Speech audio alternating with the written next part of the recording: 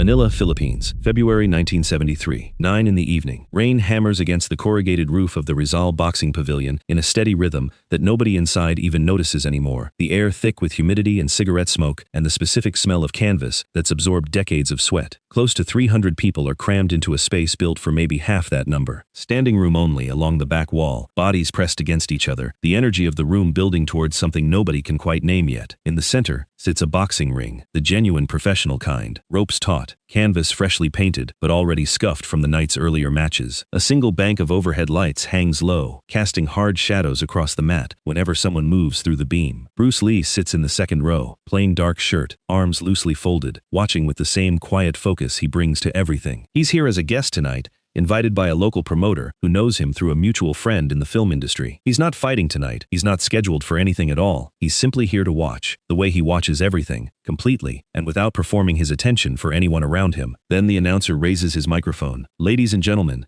please welcome the undefeated women's boxing champion of the Pacific Circuit, Isadora Reyes." The crowd comes alive, and she emerges from the curtained entrance, like something the building had been holding its breath for. 5'11", 180 pounds of dense conditioned muscle, shoulders built for generating real punching power rather than just looking impressive. Her hands already wrapped, her eyes scanning the room with the particular cold confidence of someone who has never once tasted the canvas in a professional bout. Isadora Reyes, born in Cebu, trained since she was 14 under a former Olympic boxing coach who saw something in her that most gyms wouldn't have bothered looking for in a young woman at the time. She turned professional at 20 and has spent 6 years building a record that the local papers call simply untouchable. 38 wins, 0 losses, 26 of those by knockout. The Filipino sports press calls her the Hammer of Cebu because 3 different opponents have left the ring on a stretcher after facing her, and one never fought again. She climbs into the ring, takes the microphone from the announcer, and what she says next changes the entire shape of the evening. "I hear we have a celebrity in the crowd tonight," she says, her voice carrying easily without needing the microphone at all, just using it because the moment calls for it. Bruce Lee, the actor, the man who fights with camera tricks and stunt doubles. 300 heads turn toward Bruce. "Stand up, little man," she says. "Let everybody see you properly." Bruce doesn't move. His expression stays completely neutral, the same look he might give rain falling against a window, observed and understood without needing any reaction attached to it. Isadora laughs into the microphone. "I thought so." Quiet in person, loud on the screen, quiet in the room. She pauses, letting it land. "In my country, we have a saying, a rooster crows loudest where nobody can actually touch him." The crowd murmurs. Some laugh nervously, others shift in their seats, sensing something building that nobody quite has a name for yet. "I challenge you," Isadora says, slamming her taped fist against the top rope. "Get in this ring. 1 round with me. You won't survive it. I will put you on this canvas before you even understand what's happening to you." Here's the thing you need to understand about Bruce Lee in February of 1973. He wasn't just a movie star by this point in his life, and he wasn't just a martial arts instructor teaching Hollywood people how to throw a believable punch for the camera. He had spent more than 20 years turning his body into something close to a precision instrument, not for how it looked, but for pure function. His 1-inch punch could send a 200-pound man stumbling backward several feet. His sidekick generated enough force to crack a rib through padding designed to prevent exactly that.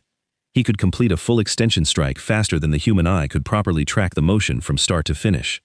None of that mattered to Isadora Reyes, because Isadora didn't study martial arts films and didn't read about kung fu philosophy. She lived entirely inside the world of jabs and hooks and body shots, where you broke someone down round by round until either they stopped getting up or the referee made the decision for them. Simple. Direct, effective. What made her genuinely dangerous wasn't just her power, it was her technical precision underneath that power. Her coach had built her around classic Olympic-style boxing fundamentals, sharpened over years into something far more refined than the typical professional brawler the crowd was used to seeing. This wasn't theater, this was real, tested skill. Back in the ring, Isadora still holds the microphone. The crowd is watching Bruce now, waiting. His friend Marco, a local stunt coordinator who arranged tonight's invitation, leans over and says quietly, "You don't have to do anything. She's just trying to get a reaction." Bruce unfolds his arms slowly. "I know exactly what she's doing," he says, calm, almost clinical in his tone, no irritation in it at all. Isadora cups a hand to her ear theatrically. "What's wrong? Too scared? The great Bruce Lee? Afraid of a woman?" Someone in the crowd shouts something in Tagalog. Laughter ripples through several rows. The whole atmosphere has shifted from a regular fight night into something the audience senses they'll be talking about for a long time afterward. Bruce stands up. The pavilion goes nearly silent. 300 people holding their breath at once. The rain on the roof suddenly the loudest thing in the building. He removes his watch, hands it to Marco, rolls his sleeves up twice with the same unhurried care he gives everything. His forearms emerge lean but corded with visible tendon definition. He walks toward the ring, not fast, not slow, each step deliberate. The crowd parts for him without anyone telling them to. Isadora watches him approach. For just a moment, something flickers behind her eyes, not fear exactly, but a kind of recognition. The way he moves carries no wasted motion anywhere in it, no hesitation at all. She pushes the thought down, buries it under 38 wins and 0 losses. Bruce reaches the ring apron, places both hands on the canvas, and pulls himself up in one clean motion that looks far too smooth for what 140 pounds should be capable of producing. They stand roughly 10 feet apart now, and everything in that pavilion is about to change. Isadora drops the microphone. It hits the canvas with a dull thud that echoes through the silence. She rolls her shoulders, shakes out both hands, the ritual she runs through before every single fight she's ever had. Bruce stands completely still, hands at his sides, not in any obvious fighting stance, just present, breathing evenly, his eyes settled on her center mass, rather than her face or her hands. The promoter rushes to the ring apron, visibly panicked. "This isn't scheduled, we can't allow." "Relax," Bruce says, his voice cutting cleanly through the noise without rising above a normal conversational level. "Nobody's getting hurt tonight." Isadora snorts. "Speak for yourself." "Set the rules," Bruce says to the promoter. "Her rules. Whatever she wants. I'll agree to all of it." This catches Isadora off guard. Fighters negotiate. They argue about gloves, about rounds, about what counts as a clean shot. They don't hand their opponent every possible advantage before the bell even rings. "My rules," she repeats slowly. She thinks about it for a few seconds and a grin spreads across her face. "Fine. Boxing rules. Gloves on, standard scoring. 3-minute round. First one to go down for a real count loses. Or you call it yourself if you want to quit early." The crowd buzzes. This feels insane to most of them. Bruce Lee's entire reputation runs on speed and precision strikes from unexpected angles, and now he's agreeing to box under her exact terms in her exact world. Marco stands up from his seat. "Bruce." Bruce holds up one hand without turning around. "I accept," he says simply. Isadora can hardly process it. She expected pushback, a counteroffer, some attempt to bend the terms in his favor. Instead, he's walking willingly into the exact fight she designed specifically to expose him. "You're either very brave or very foolish," she says. Bruce smiles, the first real smile he's shown all night. Not nervous, not forced. The smile of someone who already knows something the room hasn't figured out yet. The promoter throws up his hands and gives up trying to stop any of it. He signals the timekeeper. The bell rings, one sharp note cutting through the humid air, and Isadora Reyes comes forward like she's trying to end this in the opening seconds. She closes distance fast for someone her size, snapping out a jab to measure range, immediately following with a heavy right hand, meant to test whether the rumors about his speed were exaggerated. The jab finds nothing. Bruce's head has already shifted 4 inches to the side before the punch fully extends. The right hand follows the same path into empty air, Bruce's shoulder rolling just enough that it passes harmlessly past his jaw. The crowd reacts immediately, a wave of noise rolling through the rows. Isadora resets, more careful now, circling, using her significant reach advantage to control distance the way real boxing technique demands. She throws a 3-punch combination, jab, cross, hook, designed to overwhelm through volume if the first shots don't land clean. Bruce slips the jab, rotates his shoulder to let the cross pass over it, and steps inside the hook entirely, getting close enough that her reach advantage disappears completely. His open palm taps her ribs, light but unmistakable, and he's already moved away again before she can react to the contact. "That's not boxing," Isadora says, breathing harder than 30 seconds should account for. "It's exactly boxing," Bruce says. "I'm just not where you expect me to be." That sentence lands harder than any punch could have, because she can feel the truth in it immediately. She's already breathing heavier than she should be this early. He looks completely unaffected, like the round hasn't really started for him yet. She resets, plants herself more centrally now, deciding to stop chasing and force him to come to her, the smart veteran adjustment of someone who understands that an opponent who won't engage eventually has to. Bruce reads the shift instantly, recognizing the strategic change in her stance and weight distribution the way a chess player reads a developing board. He begins to circle, tight controlled steps rather than wide movements, watching how she tracks him, testing which direction she's slower to adjust toward. 30 seconds pass. The crowd grows restless. Someone shouting for action, another voice telling them to be quiet because something important is happening in front of them. Then Bruce does something nobody expects. He stops circling and stands directly in front of her, just outside her reach. He lowers his guard entirely and extends one open hand toward her face, palm forward, fingers relaxed. "Throw your best punch," he says. "Right hand, full power, I won't move my feet." Isadora stares at him. "What? Throw it. I'm not going to dodge with my feet. I'll show you something else instead." The crowd murmurs, confused. Is he giving up? Is this some kind of trick? Isadora searches his face for the catch, because nobody offers a power puncher a clean shot voluntarily. That's not strategy. That's surrender, or it's something else entirely that she can't yet identify. "You're serious," she says. Completely. Her jaw tightens. If he's foolish enough to hand her this, she's not turning it down. She sets her feet, loads her hip the way her coach drilled into her for 6 years, and throws the same right hand that's ended 26 professional fights. Bruce's head moves 4 inches. The same shift as before, except this time he wasn't supposed to move his feet, and he didn't. Just his head, rotating on a perfectly stable base, and the punch that's broken jaws sails through nothing at all. "Again," Bruce says. "As hard as you can. I still won't move my feet." She throws it again. Same result. A third time, faster, angrier. Same result. She stops, chest heaving, staring at him. "How?"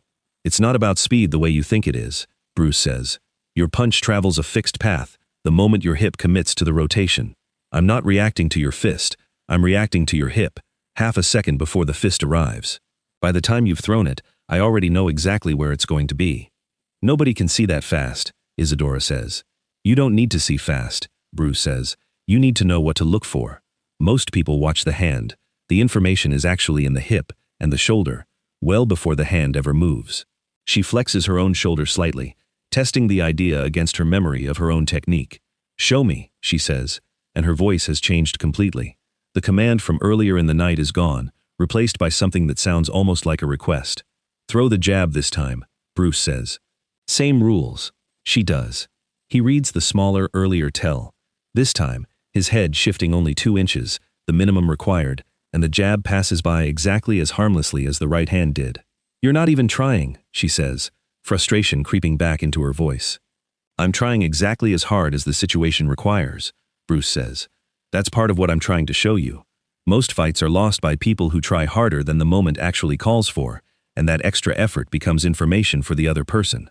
Isadora steps back to the center of the ring, breathing steadier now, the frustration slowly dissolving into something else, something closer to genuine curiosity.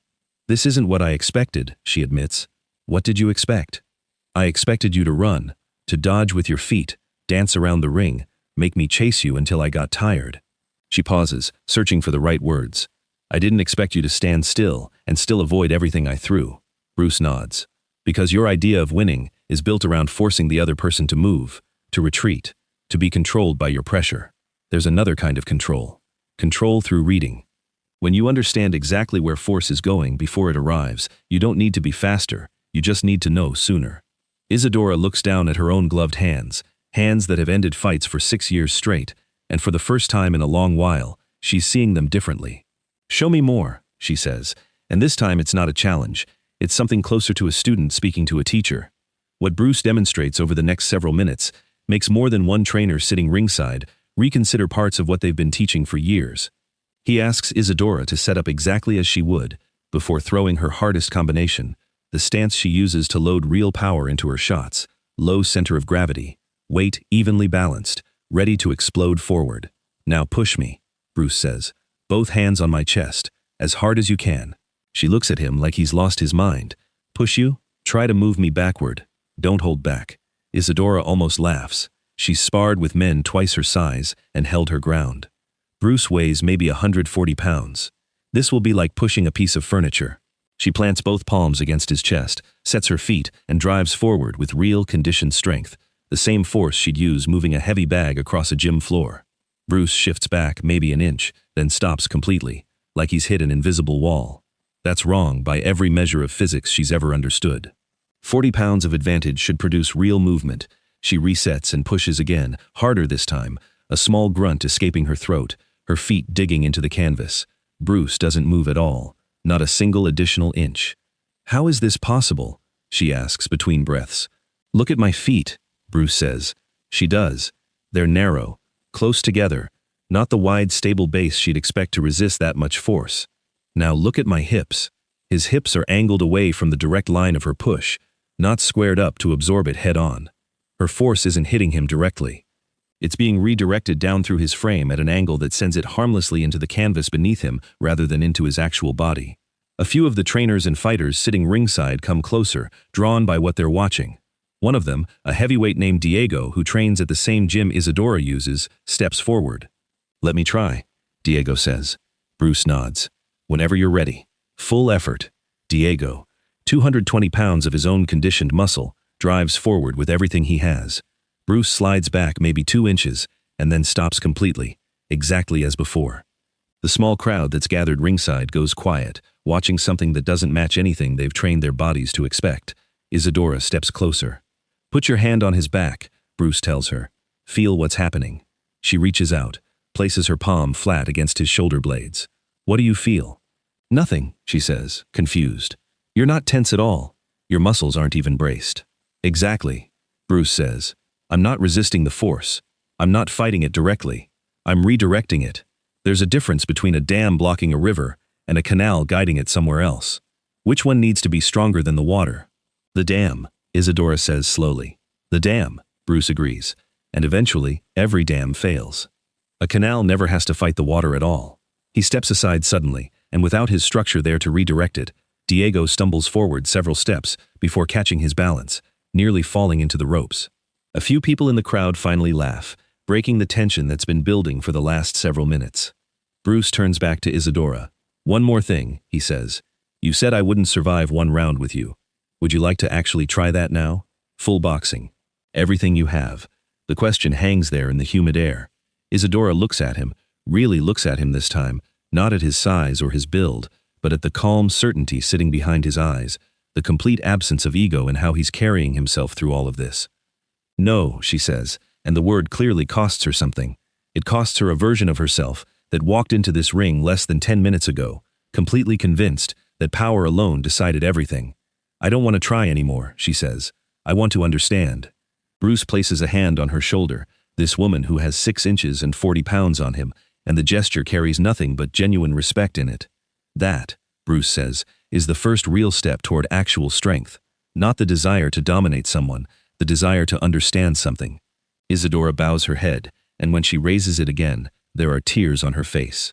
"I have been a fool," she says, her voice cracking, not from weakness, but from the weight of something true, finally landing all at once. 38 fights, 38 wins. And I learned almost nothing from any of them because I was never genuinely tested. I was never actually wrong about anything that mattered. Tonight, for the first time in my career, I was wrong. And it might be the most valuable thing that's ever happened to me in this sport. The pavilion has gone completely silent. 300 people watching a champion they came to see dominate someone, instead, standing there in genuine emotion, working through something far bigger than a boxing match. Bruce speaks quietly enough that only she and the people closest to the ring can hear him clearly. "Being wrong isn't defeat," he says. "Refusing to learn from it, that's defeat. You walked into this ring tonight, believing strength was something you could measure entirely in punching power. You're walking out, understanding that strength has more dimensions to it than you'd ever considered before tonight." Isadora wipes her face with the back of her glove, takes a breath, and steadies herself. When she speaks again, her voice carries clearly across the whole building.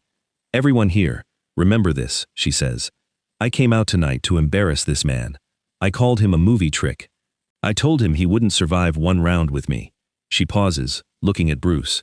"He survived everything I threw at him, and he barely threw anything back.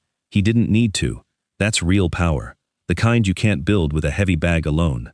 She extends her gloved hand. Bruce takes it. They shake, and nobody watching thinks of him as the smaller person in that exchange anymore. The crowd erupts, not polite applause but something closer to genuine thunder, feet stomping against the floor, voices shouting in 3 different languages at once. 300 people who came expecting a wrestling-style spectacle leave, instead having watched something that several of them will describe differently every time they tell the story for years afterward, the details shifting slightly, but the core of it always staying the same. Backstage, almost an hour later, after most of the crowd has filtered out into the rain-soaked Manila streets, Isadora finds Bruce near the locker room hallway, her hands finally unwrapped, a towel draped over her shoulders. "Can I ask you something?" she says. "Of course. The wrist thing, the hip reading. How long did it take you to learn to see that, in someone, in real time, the first time you ever faced them?" Bruce considers this honestly. "Years, originally. Now it happens almost immediately, within the first few exchanges. I watched you warm up before your earlier match tonight, before any of this started between us. I'd already seen the tell in your jab before you ever challenged me." She absorbs this, working her shoulders slightly. "Nobody's ever told me that in 6 years of training," she says. "Most coaches are watching the result of a punch," Bruce says, "not what happens in the half-second before it. That's a different kind of attention. It takes a long time to build, and most people never bother training it specifically." "Could you teach me that?" she asks, and the question comes out completely stripped of the performance from earlier in the evening, just genuine curiosity from someone who has clearly started to see something worth pursuing. Bruce looks at her for a long moment. "If you're willing to be wrong again," he says, "the way you were tonight, then yes. That's most of what it actually requires." She nods slowly. "I think I'd like that," she says.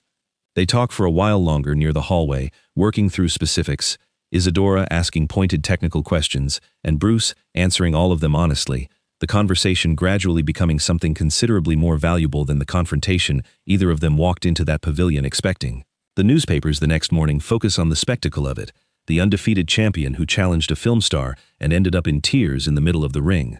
But the people who were actually there remember something different and considerably more important. They remember a woman who said something cruel in front of everyone who came to watch her fight, who got shown clearly and completely how much she still had left to learn, and who then, in front of every single person in that building, found the harder kind of courage required, to admit it out loud, to bow her head, and to ask to be taught instead of walking away angry.